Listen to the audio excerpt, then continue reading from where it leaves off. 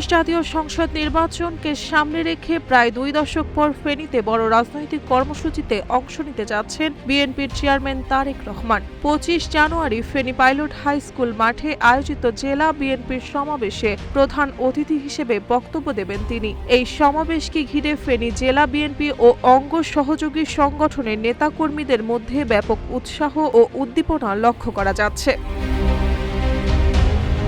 দলীয় সূত্র জানায়, সমাবেশে জেলার বিভিন্ন উপজেলা ছাড়াও আশেপাশের জেলা থেকে বিপুল সংখ্যক নেতাকর্মী ও সমর্থকের অংশগ্রহণ নিশ্চিত করতে ব্যাপক প্রস্তুতি নেওয়া হয়েছে। তারেক রহমান দলের চেয়ারম্যান হিসেবে দায়িত্ব নেওয়ার পর এটি ফেনীতে তার প্রথম রাজনৈতিক কর্মসূচি। এর আগে 2006 সালে তিনি ফেনীর ছাগলনাইয়ায় একটি সামাজিক অনুষ্ঠানে অংশ নিয়েছিলেন।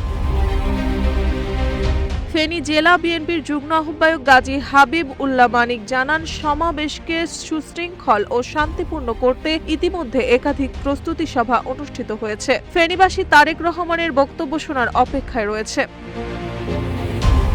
ফেনী জেলা বিএনপির সদস্য সচিব আলাল উদ্দিন আলাল জানান, তারেক রহমানের এই সমাবেশ শুধু একটি রাজনৈতিক কর্মসূচি নয়, এটি গণতন্ত্র পুনরুদ্ধারের আন্দোলনে জনগণের ঐক্যবদ্ধ অবস্থানের প্রতিফলন। মার্জিয়া মৌ, রূপালী বাংলাদেশ।